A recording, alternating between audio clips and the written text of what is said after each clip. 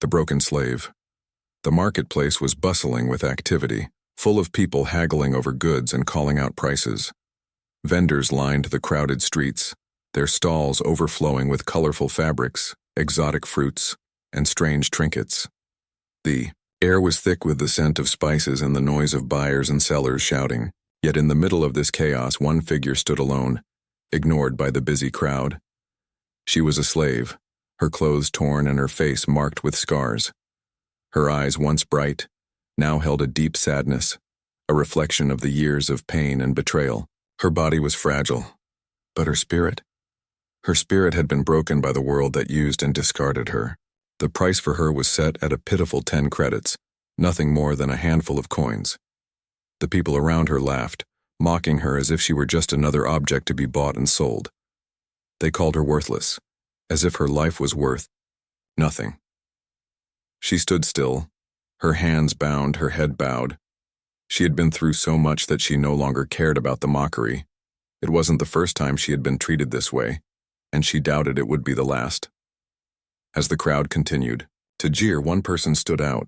A man seemingly ordinary stood near her. He wasn't a rich merchant or a buyer with a purpose. No, he was just a human. A traveler, perhaps. His gaze wasn't filled with pity, nor was it cold like the others. Instead, his eyes held something else. Understanding, he looked at her, his expression softening, and for a brief moment, their eyes met. The world around them seemed to blur, as if they were the only two people in the marketplace. The crowd continued their laughter, but he couldn't hear it anymore. All he could focus on was her, a broken soul who had been sold for mere credits. 10 credits for this one, the auctioneer called out, gesturing toward the slave. The crowd snickered, clearly pleased with the low price. The slave felt nothing. She had long since stopped hoping for anything more than this. A life of being passed from one owner to the next, never treated as more than property. But then, something unexpected happened. The human stepped forward. He wasn't tall or muscular, nothing special about his appearance. He wasn't wearing the fine clothes of the wealthy buyers around them. Yet when he moved toward her, there was an air of confidence about him. Not arrogance, but a quiet strength. "How much for her?" he asked the auctioneer. The auctioneer looked at him, raising an eyebrow. 10 credits, he said, as if the price were final. The human reached into his pocket and pulled out a small pouch. Without a second thought, he handed the auctioneer more credits than the slave had ever seen in her life. The crowd stopped laughing. The auctioneer stared in disbelief, his eyes widening at the amount the human had paid. "She's worth more than 10 credits, the man said, his voice calm and steady. He didn't care about the whispers or the judgment of the crowd. All that mattered was that she was no longer just an object. The slave was stunned. She had been sold countless times before, but never like this. Never for a price that showed any sign of respect or value. This human had just paid far more than she was worth in the eyes of the world. He had paid for her, not because he saw her as an object, but because he saw something in her. As the auctioneer handed the slave over to the human, the crowd began to murmur. Whispers spread quickly, and some of the buyers even shook their heads. They didn't understand. They saw only the price and the dirt on her clothes. They didn't see the brokenness in her heart or the strength she still carried deep inside. The slave felt the weight of the credits in her hand, but it wasn't the money that made her heart race. It was the act itself. For the first time in a long time, someone had seen her as a person, not just a price tag. She felt a flicker of something she hadn't felt in years. Hope. But it was quickly buried under a thick layer of doubt. "Are you coming with me?" the human asked gently, his voice breaking through her thoughts. For a moment, the slave hesitated. She had been let down by so many before. What if this was just another trick? Another person who would use her and leave her behind? She was tired of trusting, tired of hoping. But the human's kindness was different. It wasn't forced or fake. It was genuine. With a soft nod, she took a step forward, her chains clinking as she moved. She didn't know where this journey would lead, but for the first time in years, she felt as though she might be able to find out. As they walked away from the marketplace, the human turned to her with a slight smile. "Don't worry," he said. "We're going to get through this together." The slave didn't say anything. She wasn't ready to speak yet. But in that moment, she knew that something had changed. Her life, once filled with nothing but darkness, now held a small spark of light. And maybe, just maybe, this human would help her find her way back to who she truly was. The bargain.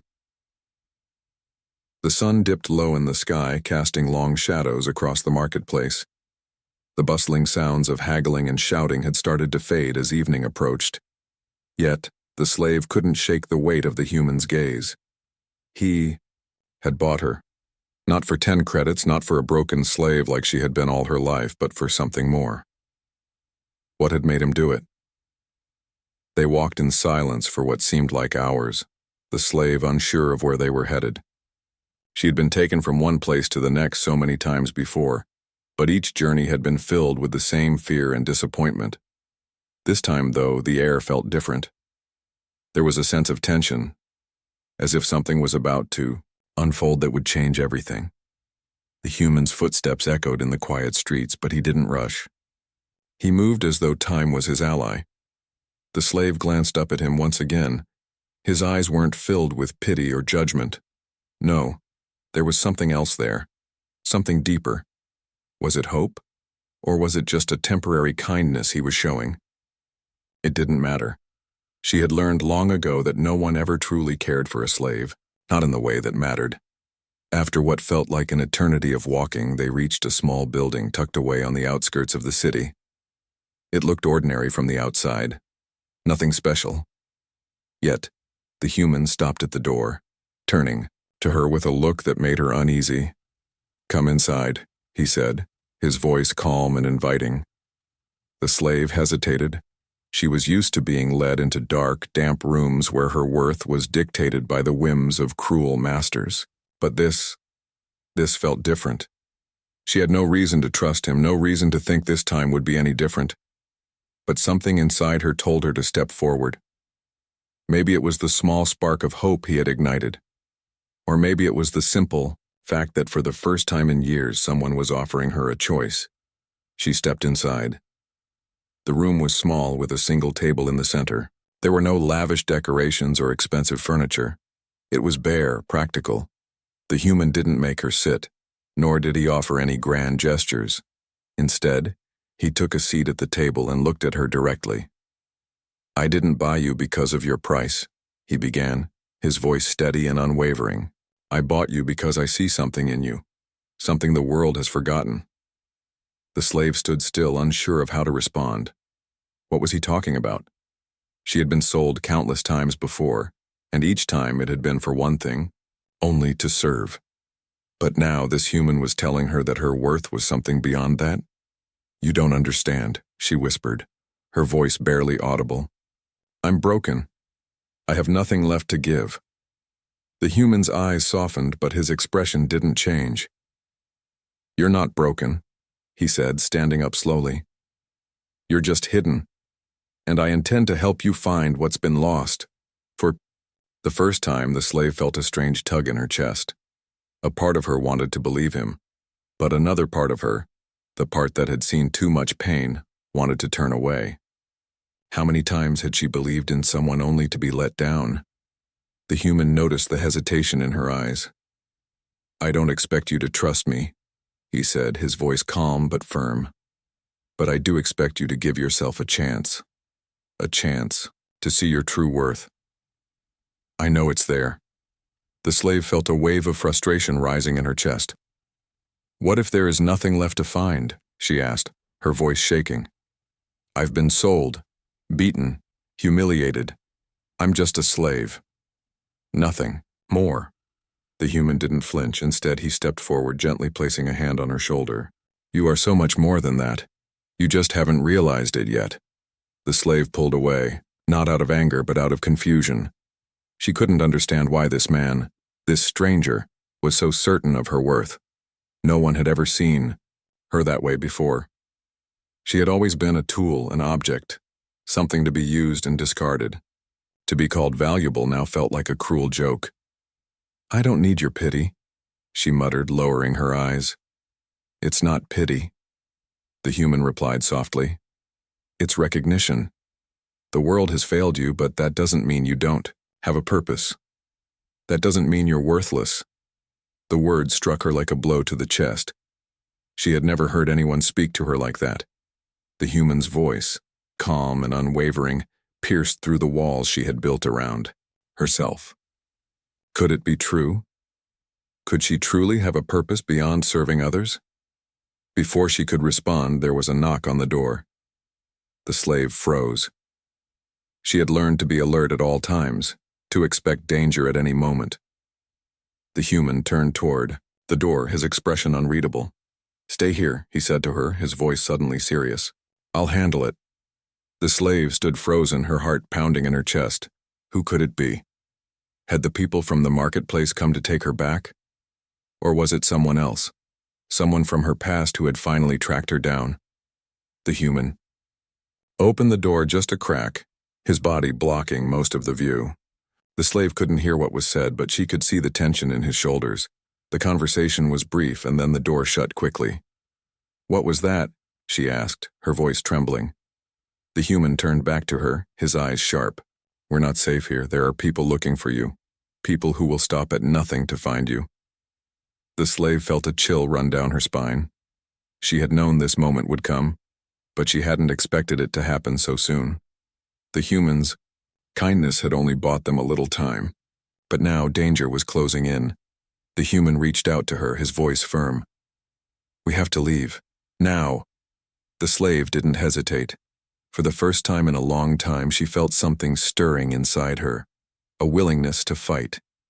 She didn't know what awaited them, but she knew one thing for certain. She wasn't going to let anyone tell her she was worthless again. And with that thought, the journey truly began. The hidden past. The moon hung low in the sky as the human and the slave moved through the streets, their footsteps echoing in the silence of the night. The air was cool, and the world around them seemed asleep, unaware of the tension building between them.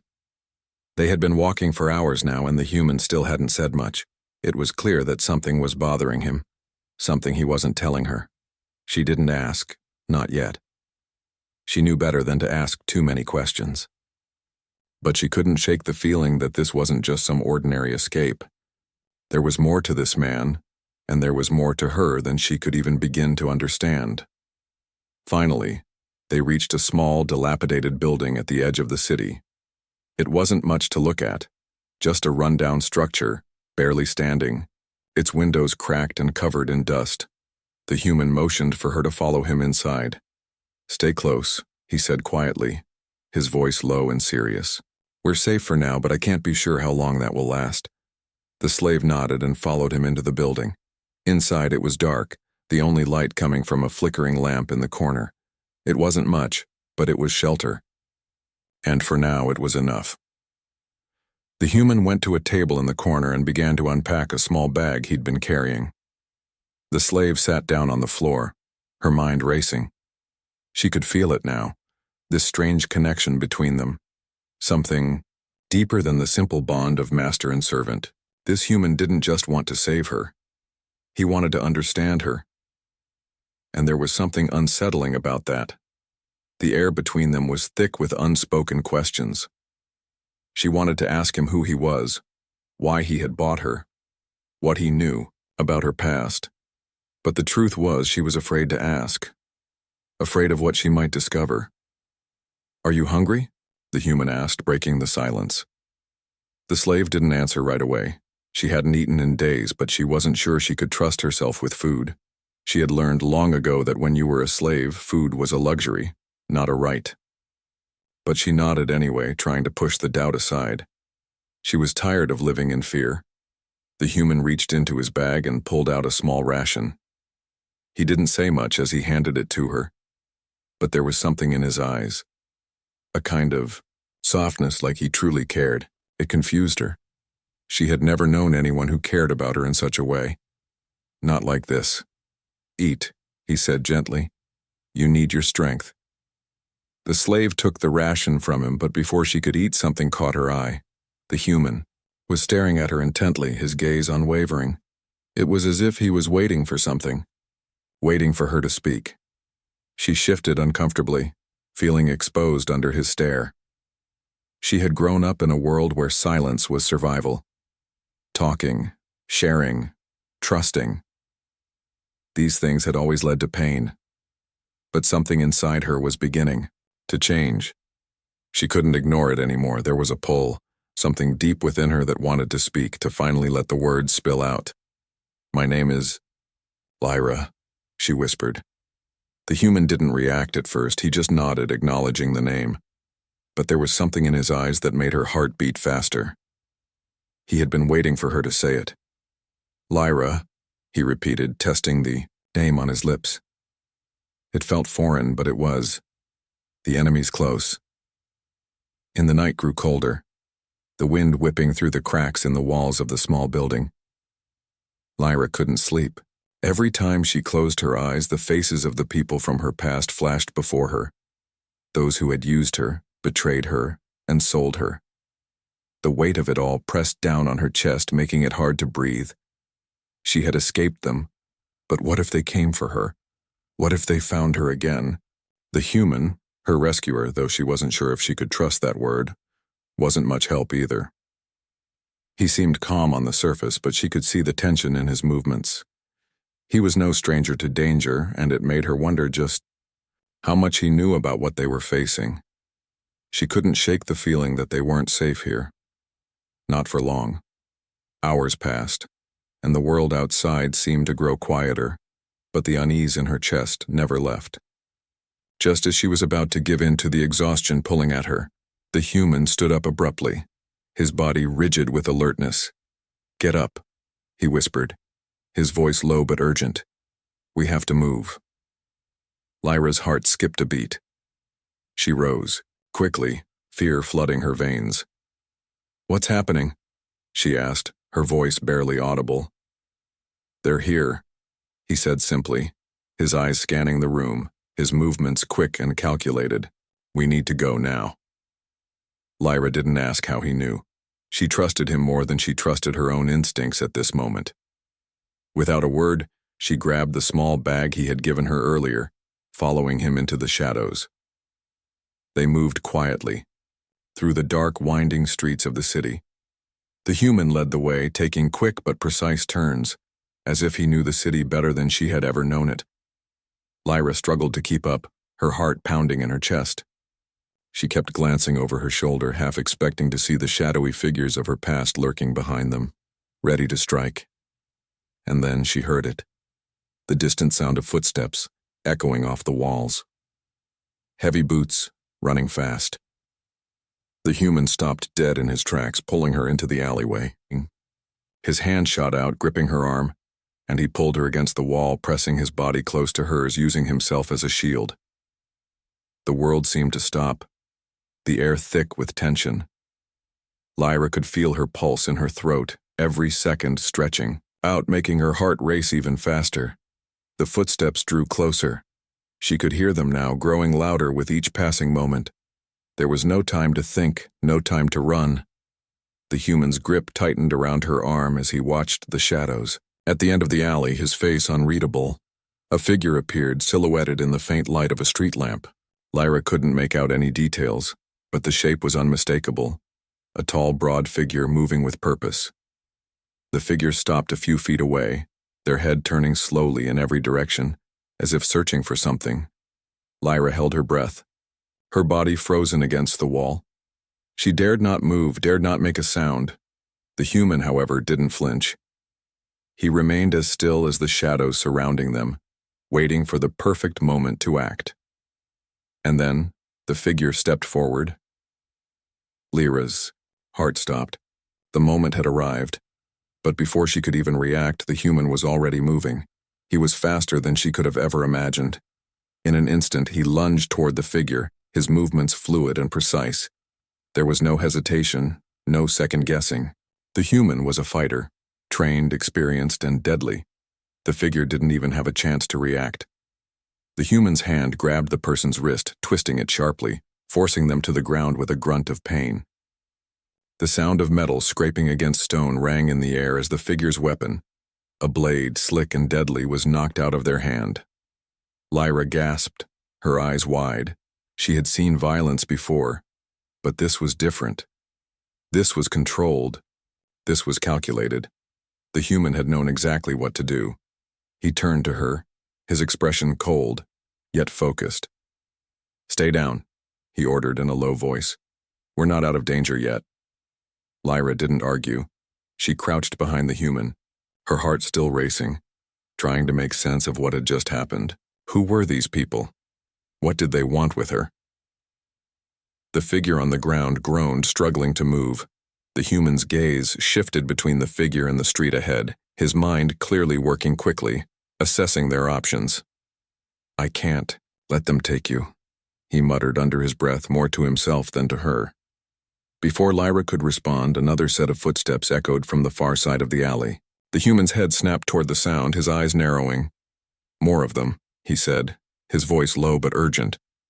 "We need to move. Now." The human didn't hesitate. He grabbed Lyra's arm again, this time pulling her behind him as he darted toward a narrow passage between two buildings. The sound of pursuit grew louder, and Lyra's heart thudded in her chest. The danger was closer now. Too close.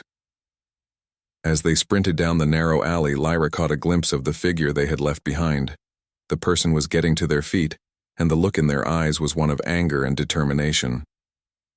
Whoever they weren't going to let Lyra go that easily. "Who are they?" Lyra managed to ask, her voice breathless. "They're after you," the human said, his eyes scanning their surroundings as they ran. "And anyone who's seen you as more than a slave. They won't stop until they have you. Or until they have me." "Why?" she whispered, her fear growing stronger with every step. The human didn't answer right away. He led her through another turn, his eyes darting between the darkened alleys. He was thinking, calculating. But even Lyra could see the uncertainty in his movements. They weren't going to outrun these people forever. Eventually, they'd have to fight. "There's something about you," the human finally said, his voice sharp with urgency. "Something they want. Something you don't even know yet." Lyra's mind raced. What could they want from her? She had no power. She was just a slave, nothing more. Yet, the human's words seemed to hang in the air like a riddle she couldn't solve. The footsteps behind them grew louder. They were getting closer. And in that moment, Lyra realized that this was only the beginning. Whatever was happening, whatever had brought her to this point, wasn't going to be easy. She wasn't just running from the people who had used her.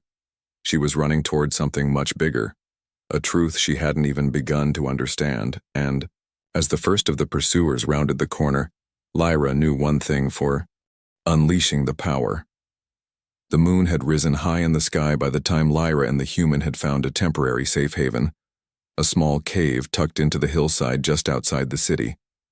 The chase had been grueling, and though they had managed to lose their pursuers for now, Lyra could feel the weight of their footsteps closing in. Her mind raced, every crackling twig underfoot, every whisper of wind, felt like a warning. But the human remained calm, his eyes scanning the cave entrance, as if he could hear something she couldn't. Lyra had no idea where they were, but she trusted him, at least for now. The human's attention shifted back to her, a flicker of concern passing through his usually stoic expression. His hands moved swiftly, reaching into his pack, pulling out supplies. He didn't say much, but his movements spoke volumes. He was preparing for something big. "What's going on?" Lyra finally asked, her voice breaking through the silence. "Who are they? What do they want from me?" The human paused for a moment, glancing at her, his jaw tightening. "They're not just after you, they're after your power." Lyra froze. "Power?" she repeated, disbelief flooding her voice. "I don't have any power." The human's gaze hardened, but he didn't respond right away. Instead, he moved to the back of the cave, where he had set up a small fire, and knelt down. The light from the fire flickered, casting long shadows on the rocky walls as if the darkness was waiting for something to emerge. "The truth is," he said quietly, "you're not who you think you are. You were never meant to be a slave. You were born for something more." Lyra's heart skipped a beat. "What are you talking about?" He sighed deeply, then turned toward her, his face serious, almost grim. "Lyra, I've seen your kind before. I've been searching for you. For someone like you for a long time. You're a descendant of the Veldari, a race of beings whose power can shape entire galaxies. And you have the power to destroy them all. Or save them." Lyra felt her breath catch in her throat. "Veldari? That can't be true." "It's true," the human said firmly, moving closer to her. "I know it's hard to believe, but everything about you, the way you react to danger, the way you see the world, it's all connected to this. You've been hiding it for years, burying it deep inside. But it's there, Lyra, and I can help you unlock it." Lyra shook her head, a whirlwind of thoughts spinning inside her. She wanted to argue, to dismiss what he was saying as nonsense, but the strange feelings inside her, the moments when something powerful surged within her, made her question everything. Was this possible? Could it be true? "And why do you care?" she asked, her voice shaking. "Why help me? Why risk everything? For a slave like me?" The human's expression softened, a flicker of something deeper in his eyes. "Because I've seen what happens when power like yours is misused. I've seen whole civilizations fall because the wrong hands held it. I didn't want that to happen to you. I didn't want you to become one of them." Lyra felt the weight of his words sink deep into her. She had spent her life in chains, both literal and emotional, believing she was nothing more than a broken, discarded slave. But what if he was right? What if there was something more to her, something hidden waiting to be awakened? The fire crackled, the warmth of it flickering on her skin, but inside, she felt cold. If she had this power, if she truly could change the world, what would she do with it? Could she control it? Or would it control her? Before she could respond, the sound of distant footsteps broke through the tension in the cave. Lyra's heart skipped a beat as her head snapped toward the entrance. The human's eyes narrowed, his body instantly tensing. "They've found us," he whispered, a cold edge to his voice. "They're getting closer." Fear shot through Lyra, but a strange, unfamiliar feeling surged within her at the same time, something raw and untamed. She wasn't sure what it was, but it felt like power, like she could do something about it. "I can't run anymore," she said, her voice trembling. "I can't keep hiding." The human didn't speak at first, only watching her with a mixture of concern and something else. Hope, maybe? "Lyra, you don't have to do this. We can still escape."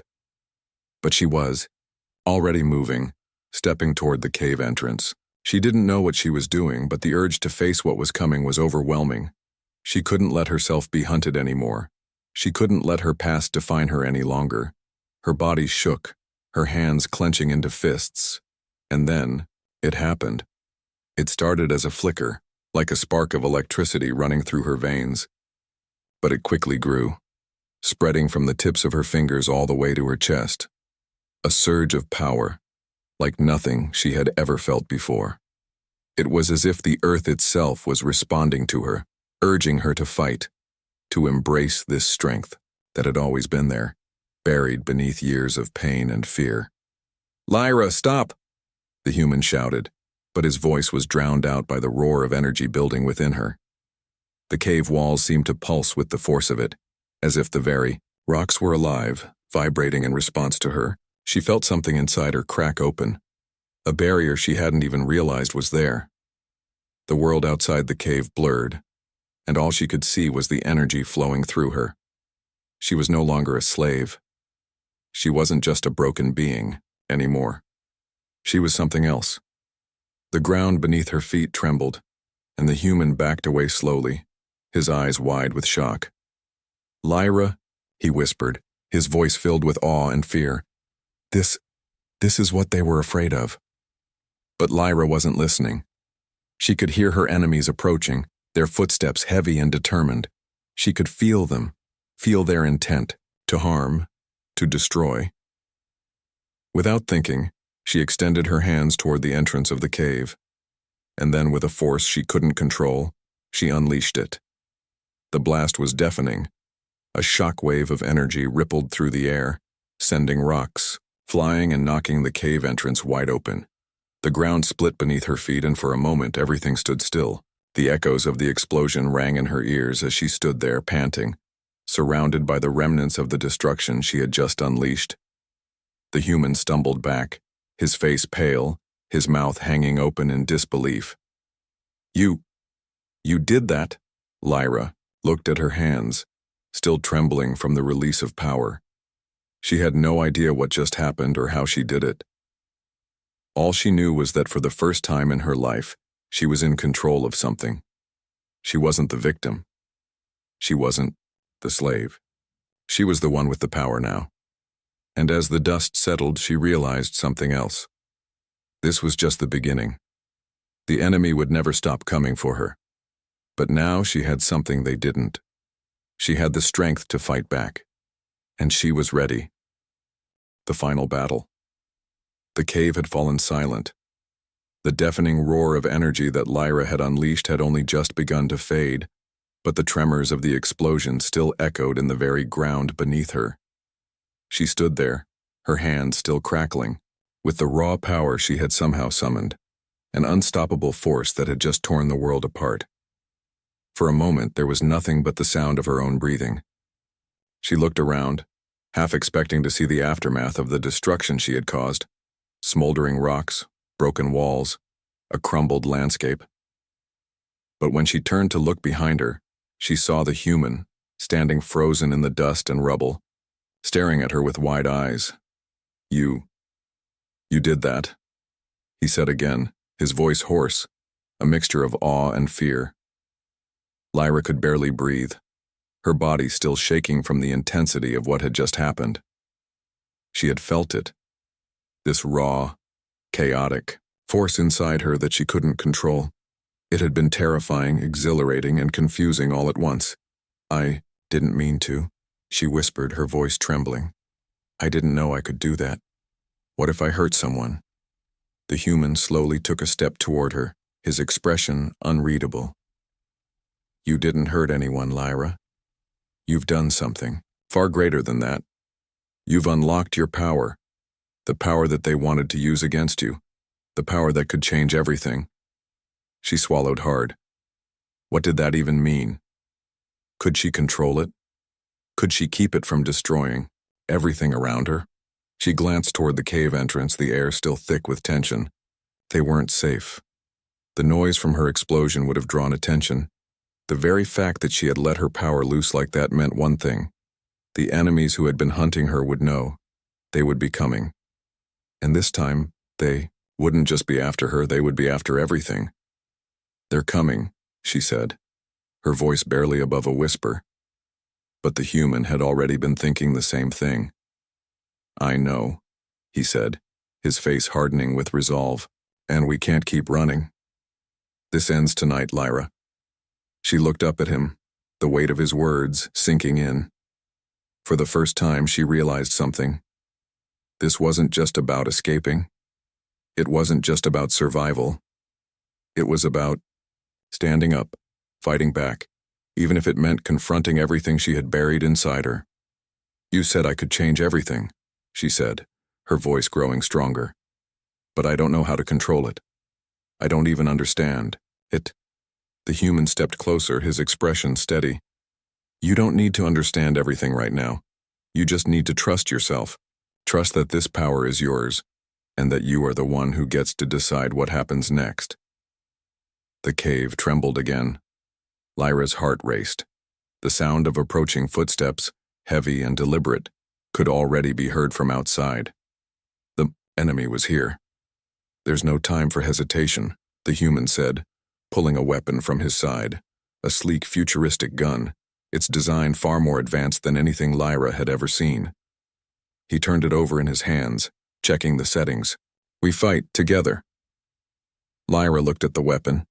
It was powerful, but it wasn't the weapon she needed. She didn't need guns or tools. She had something far more dangerous, something inside her. "I won't run," she said, her voice resolute. "I'm done hiding." The human nodded, a slight smile forming on his lips. "Good. You'll need every bit of that resolve. We don't have much time." The footsteps outside grew louder, more urgent. They were close now. Lyra could feel their presence, a force of malice that seemed to pulse through the air, suffocating everything it touched. She wasn't sure who they were, what they were, but one thing was certain. They were here to end this, to end her. She felt the power inside her again, stirring like a fire waiting to ignite.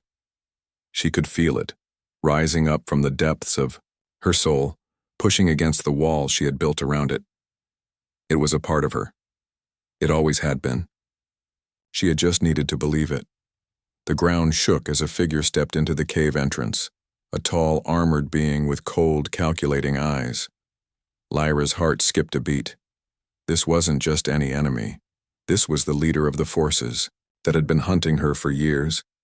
His armor was sleek, black, and glowed with a faint red light, making him look more like a machine than a man.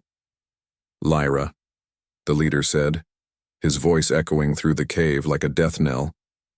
"You are the last of your kind. The Veldari are no more. You should have stayed hidden, let your power wither and die like the rest. But now—" He took a step forward, his gaze locked on hers. "Now, you've made a grave mistake. You will not escape your fate." Lyra stood her ground, her eyes narrowing. "I'm not hiding anymore." The leader's lips curled into a twisted smile. "You think you have the power to stop me? You think you can control what is beyond your understanding?" Without thinking, Lyra extended her hands toward him, and with a flick of her wrist, the cave trembled again. But this time, she was in control. The energy surged from within her, wrapping around her like a storm, crackling in the air, pulsing with pure power. The leader's smile faltered as he stepped back, surprised by the sudden strength she exuded. "You cannot win, child." He spat, drawing a blade from his side. But Lyra didn't flinch. She felt the ground beneath her feet, the pulse of the earth answering her call. With a deep breath, she focused every ounce of her energy, concentrating it in her hands. A burst of light erupted from her palms, streaking through the air toward the leader. He barely had time to react, raising his arm to deflect the blast. The impact sent shockwaves through the cave, throwing him back.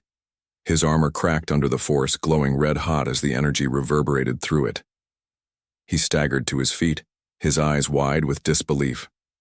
"Impossible," he muttered, his voice shaking. "How are you doing this?" Lyra stepped forward, her gaze unwavering. "Because I've finally stopped running." The leader growled, enraged. He lunged toward her, his blade flashing in the dim light, but this time Lyra didn't hesitate. She released all the power she had within her, a torrent of energy that engulfed the entire cave. The leader's blade was knocked from his hands, and the force of her power sent him flying backward, crashing into the stone walls. The cave trembled once more, the earth shaking beneath them as Lyra stood tall, her body surrounded by a glowing aura of energy. She could feel the power surging through her veins, but now it was controlled, contained. She wasn't just a victim anymore. She wasn't the broken slave. She was the Veldari. And with that realization, she knew one thing for certain. The battle had just begun, and she was ready to fight for everything she had ever been. A new beginning. The air inside the cave was thick with dust and the remnants of the battle that had just unfolded. The leader of the hunters lay crumpled against the stone wall, his armor shattered and his once imposing presence reduced to nothing, more than a defeated shell. The energy Lyra had unleashed still lingered in the air, crackling like static, as if the very fabric of reality was still trembling from her power. She stood over him, breathing heavily, her body still humming with the energy she had drawn from within herself. Her hands, glowing faintly with the aftershocks of her force, trembled not from fear but from the weight of what had just transpired. She had done it. She had finally taken control. not just of her power, but of her destiny. The human, who had been standing just a few paces away, watched her with a mixture of awe and something else, relief perhaps, or pride. His eyes were locked on her, but there was no fear in them, only respect. "You did it," he said, his voice steady and filled with admiration. "You stopped him." Lyra's eyes flicked to the fallen leader, the one who had been hunting her for so long. She didn't feel triumph, not yet. She didn't even feel anger anymore. All she felt was an overwhelming emptiness, a hollow space inside her where everything had once been buried. "I don't know how I did it," she whispered, her voice hoarse, as she took a slow, cautious step back from the leader's fallen. I just let go. I stopped holding it in. I didn't even know I could do that." The human walked toward her, his expression softening. "You had it in you all along. You were just too afraid to use it." She glanced down at her hands, still faintly glowing with energy. The feeling of power, raw, unfiltered power, still surged within her. But it didn't feel like a burden anymore. It felt like a part of her, something she could control, something that was hers to shape. She closed her eyes for a moment, taking in a slow, calming breath. The world around her seemed to hold its breath as if waiting for her next move. She could feel the ground beneath her feet, solid and unyielding, but there was something more now. She wasn't just standing on the earth, she was connected to it. The pulse of her energy had woven into the very core of the world, just as it had woven into her soul. And then she opened her eyes, the flicker of determination igniting in them. "It's not over, is it?" Lyra asked, her voice stronger now, no longer filled with doubt. She turned to the human, her gaze intense. "There are more of them, aren't there?" The human didn't answer immediately.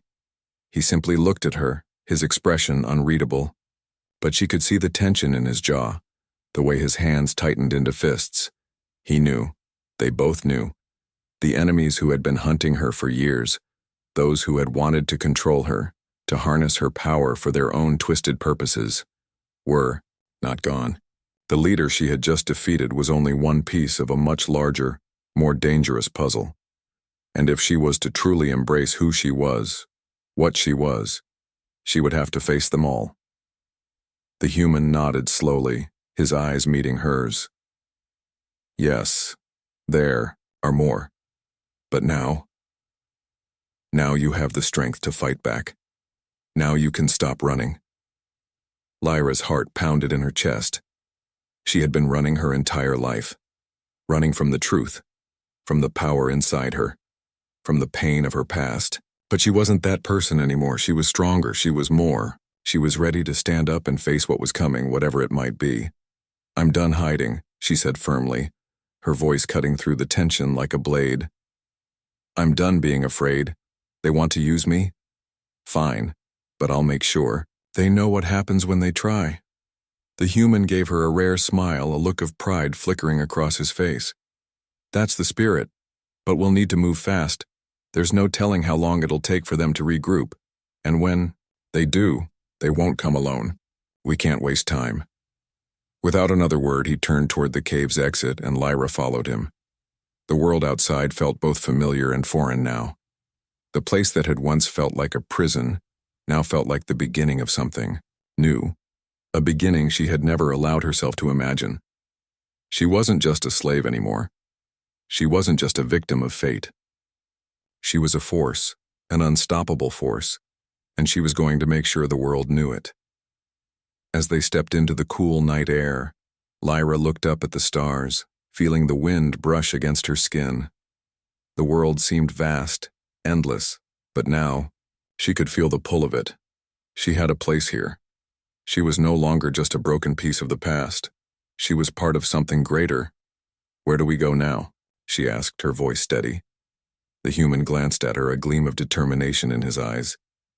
"We find the rest of them. We take them down one by one." Lyra nodded, feeling the weight of his words. It wouldn't be easy. It wouldn't be quick. But she was ready. She had to be. And with that, they set off into the night side by side, two beings bound together by destiny, facing an uncertain future. But Lyra wasn't afraid anymore. She was ready to fight for what was hers, ready to take back her future and forge a new path. In the distance, the faint sound of footsteps echoed through the quiet. Her enemies were coming, but she was no longer the broken slave they had once hunted. She was something else now, something unstoppable. And the battle for her future had just begun.